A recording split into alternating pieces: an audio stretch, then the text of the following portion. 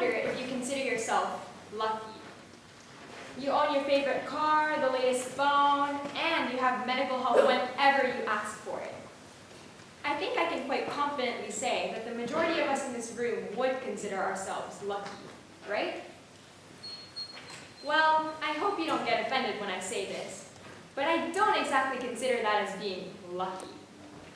Yes, cars can now be mass-produced, making them more affordable for all. And yes, phones have become pretty much the right-hand man of almost any human being.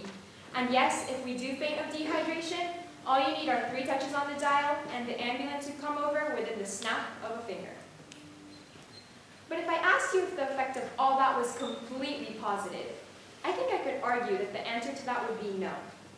These so-called improvements are not helping our world improve at all. Instead, we've been achieving the complete opposite of what we have been shooting to achieve: regression.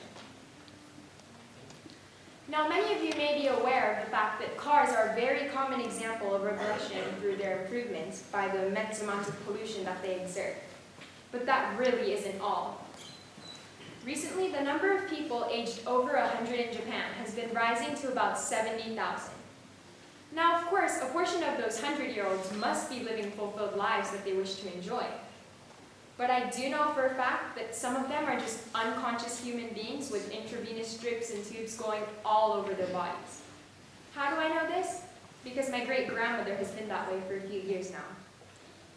Medicine is increasing our lifespan, but does that really mean that our lives themselves are improving as well? I mean, if you have a heart attack, of course you want an ambulance there for you to save your life. But this is a completely different situation. If a 102-year-old grandma is suffering severely of an illness and has been somewhat a human vegetable, as we call it, for a few years now, to be honest with you, I think she should have had the right to die when her time came. I mean, place yourself in her shoes. Imagine yourself lying in the hospital bed for the 1,083rd day. It's not like you can move around or talk to people. And you and your doctors are highly aware that the medication is only holding up your debt. Because medicine is improving, your life is regressing and is becoming more and more painful every day. Consider another case. Remember about 2 months ago, on the 13th of September, the tech company Apple announced the release of 3 new iPhone models?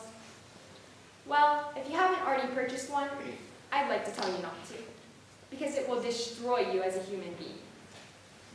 According to the Western Virginia Education Association, the average teenager spends a grand total of 9 hours every day on their phones. 9 hours, think about it. That's ridiculous. It's longer than they spend doing anything else. Now, let's say that you did spend 9 hours on your phone a day, and you repeated that for a year of 365 days. That's a grand total of 3,285 hours that you've just wasted on your phone. And you could have been doing so many other things, like talking to friends. And I don't mean in a Skype call, I mean face-to-face. Look, don't get me wrong, I'm not saying that phones are useless. I mean, I use one too, to call and message my parents. But not on my brand new, fancy and classy iPhone XS Max.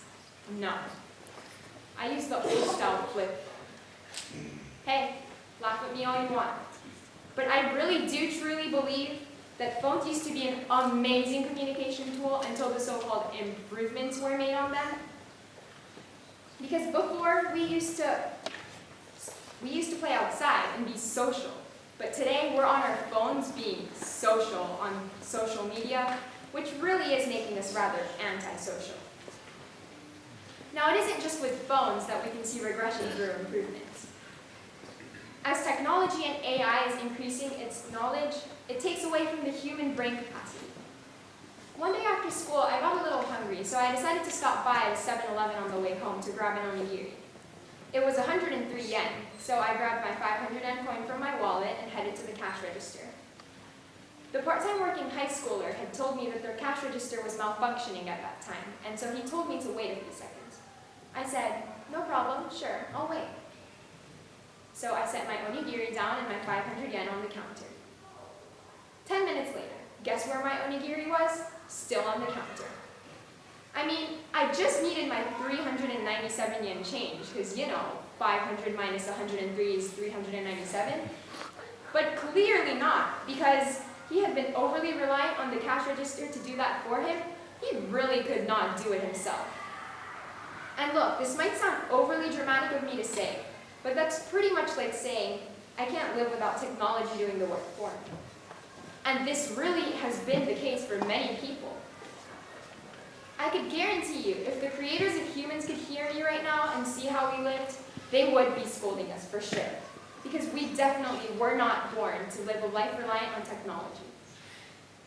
Look, I understand that it may be difficult to imagine a life today without the use of technology or AI, because they've just become a regular part of daily life. But moving forward, we must make the effort to live alongside our improvements, not within them.